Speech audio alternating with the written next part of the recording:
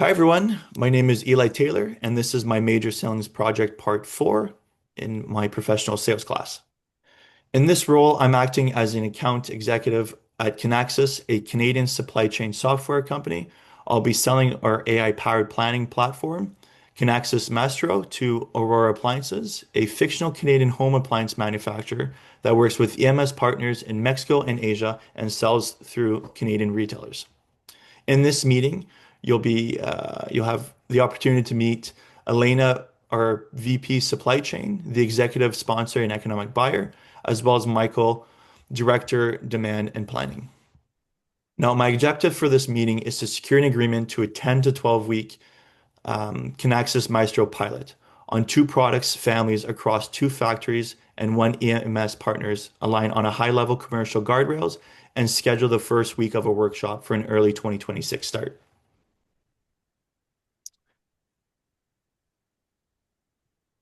Thanks again for taking the time today to meet me in person. It's great to finally put the faces to the emails. How are things been with the latest planning cycle? Busy as always, I presume? Yeah, pretty busy. A lot of last minute changes from retailers. So we're doing a lot, doing tons of adjustments. It's been hectic with promotions and some supply delays. We're constantly juggling priorities. That definitely matches what we're hearing from a lot of manufacturers right now. Just as a quick intro from my side, I'm with Kinaxis, and we help companies like Aurora improve services while reducing inventory and firefighting users our AI-powered Kinaxis Mastro planning platform. Now, the reason I thought today's meeting would be valuable is that we see an opportunity to help you reduce inventory and expedite improve OTIF and give your planners faster, more reliable scenarios, starting with a focused 10 to 12 week pilot. To keep us on track, I've laid out a short agenda. One, confirm your current situation and success metrics. Two, show how Kinaxis Maestro can help. Number three, walk through the 10 to 12 week pilot. And then four, we'll discuss the next steps. My goal is that by the end of this meeting, we can decide together whether to move ahead with the pilot and the related legal and technical next steps. Does that agenda work for everybody, or is there anything you'd like to add? That works for me. Looks good. Perfect. Just 30 seconds on Kinaxis, so you know who you're talking to. We're a Canadian headquarters company that works with manufacturers, retailers, and life science organizations globally. We're recognized as a leader in the supply chain, planning, orchestrating with a cloud-native SaaS platform designed for speed, collaboration, and scalability. We partner closely with our customers through dedicated value engineering and customer service teams. So pilots like this, on one we're discussing very much today, is a part of is how we are as a company. To make sure we're on the same page about Aurora, your Canadian home appliance manufacturer working with EMS partners in Mexico and Asia and selling through a national retail network and with demanding of OTIF and service level expectations.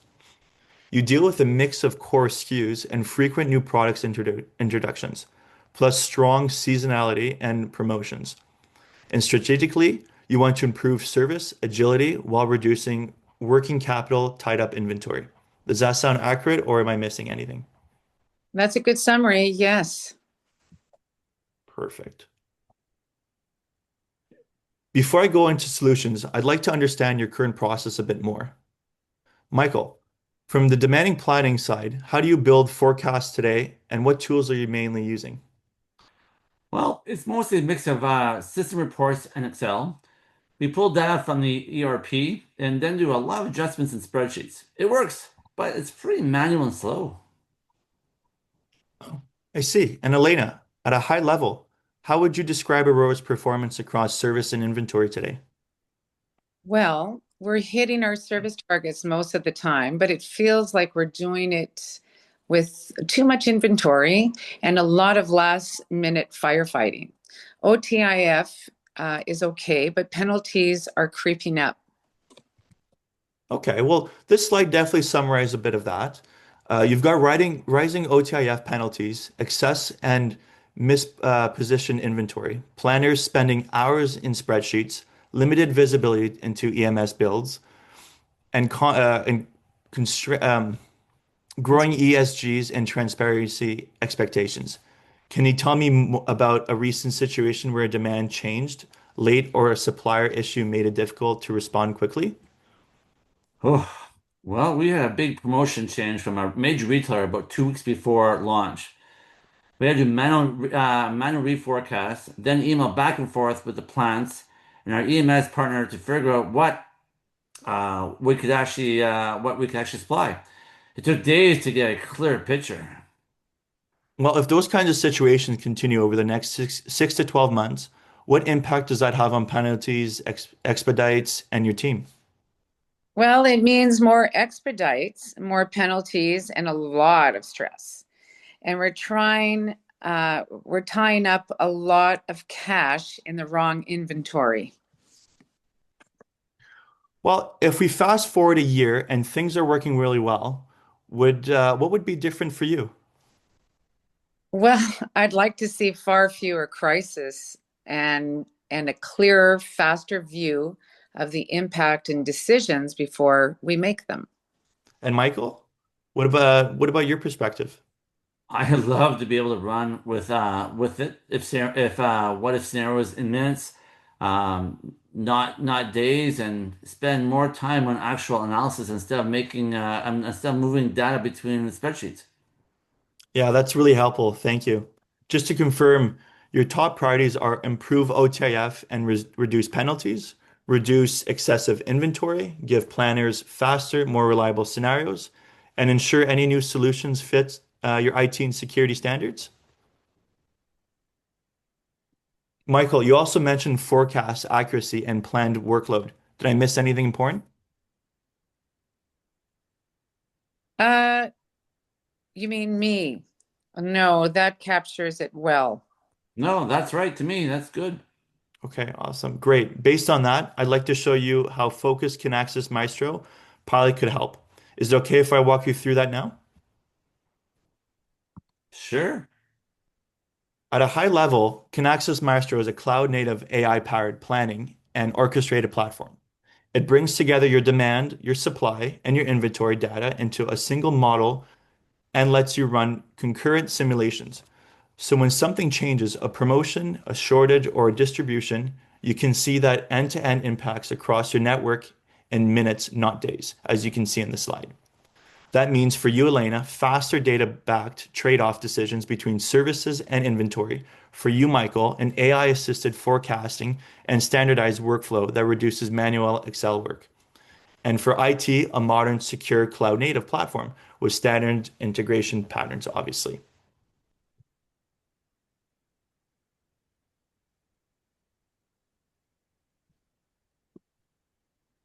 Sorry about that.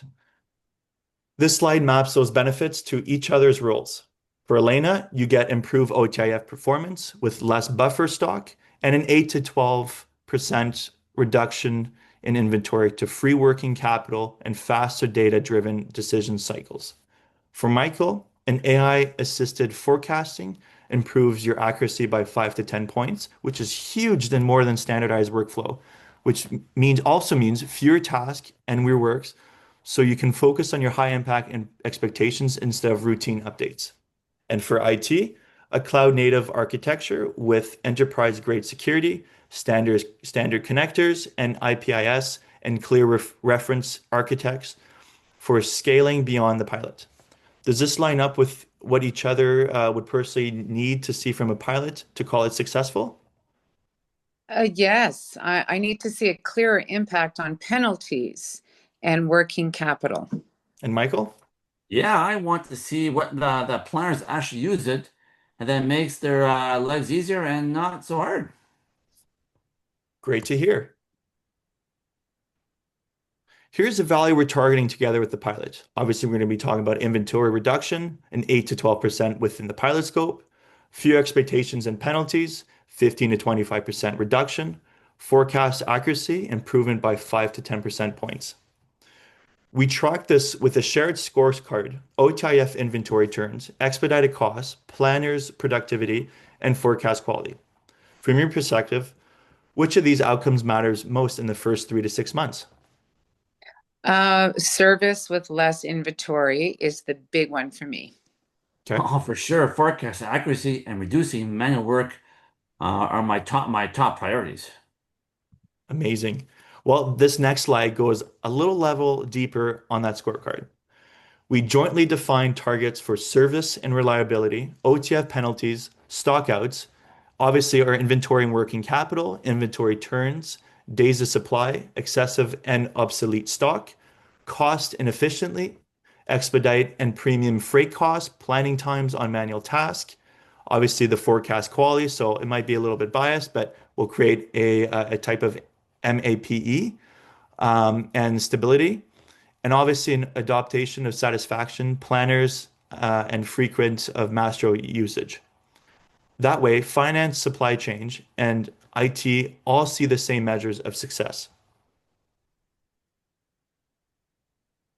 Now, we're proposing a 10 to 12 week pilot with this scope, obviously two Canadian factories, one EMS partners, and two high-packed product families. In this term of timing, week one will be value engineering, architects, security, and data onboard workshops. Week 2 to 6 will be configuring data integration, scenario design, and testing. Week 7 to 10 or 12 will live the pilot with real data users and benefit tracking. The goal is to keep the integration slice thin but representative. So you'll see real value with limited risk. Looking at this timeline, does this feel realistic for your team? Yeah, the scope seems reasonable. Two product families is manageable. We just need to plan around busy periods. And as long as it doesn't overload the team, the timeline looks okay. Awesome.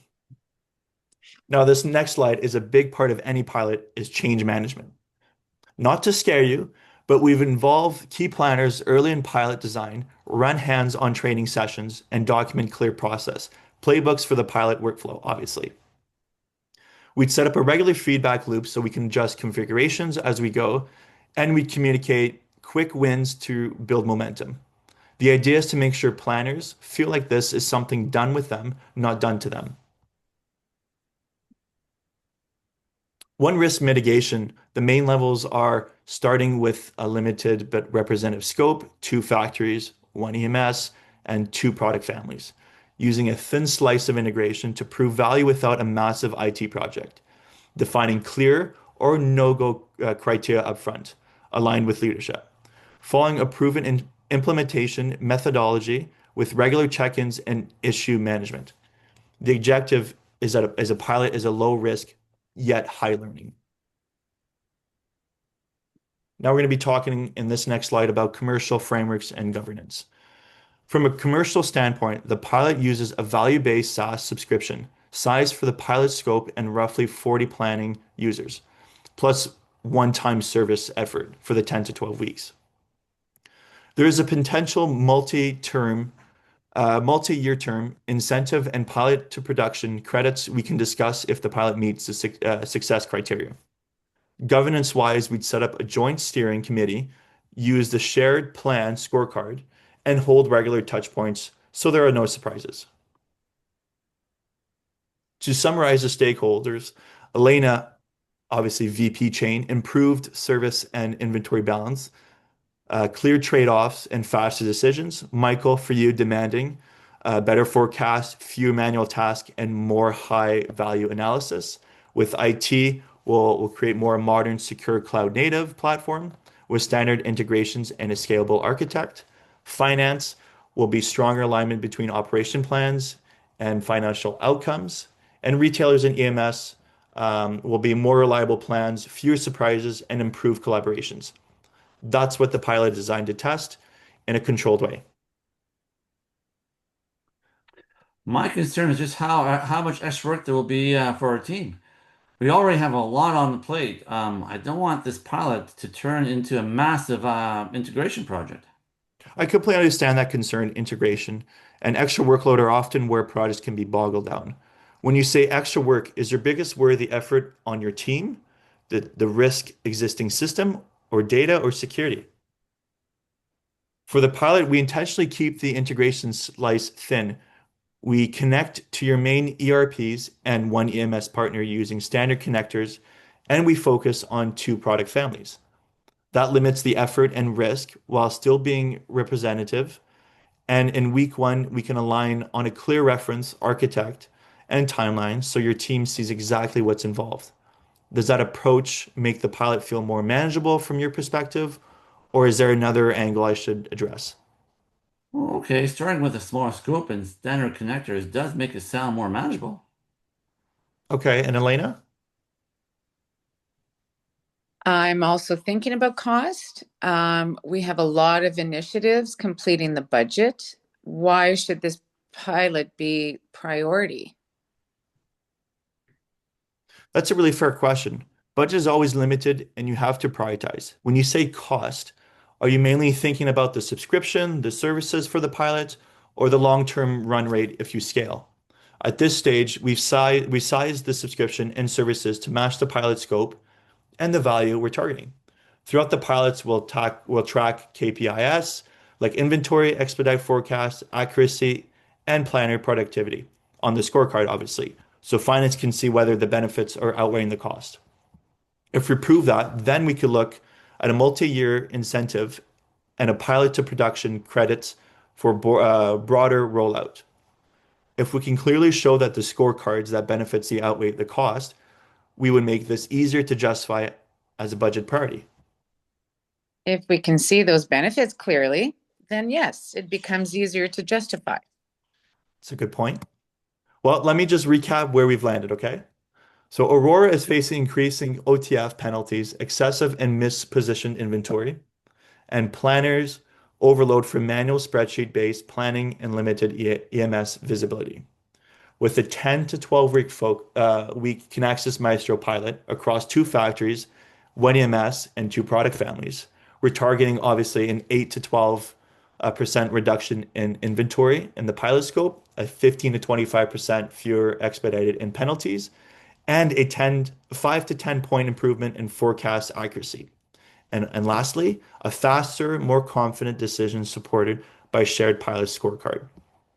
We've outlined a scope and timeline designed to be a low risk and manageable for your team, with governance and change management in place. Based on everything we've discussed, my recommendations is that we move ahead with a 10 to 12 week Maestro pilot, as we've outlined it. Elena, from your perspective as a VP supply chain, are you comfortable committing to this pilot so we can begin the legal and technical preparation for an early 2026 start? Yes, I'm comfortable moving forward with the pilot as long as we have a clear success metrics and it doesn't overload the team. Awesome. So then we'll proceed with the next steps. And that's really great to hear. Thank you. I appreciate your trust. In the terms of the next steps, I'll send over the draft pilot statement, a work master subscription agreement, and a data processing appendix for your legal team to review. We'll also propose dates for the first week of the workshop, value engineering, architect, and security and the data onboarding. If we can align those dates in the next weeks or so, we'll be on track for an early 2026 start. I'm on board. I'd like to be involved in design pilot scenarios so it really reflects our reality.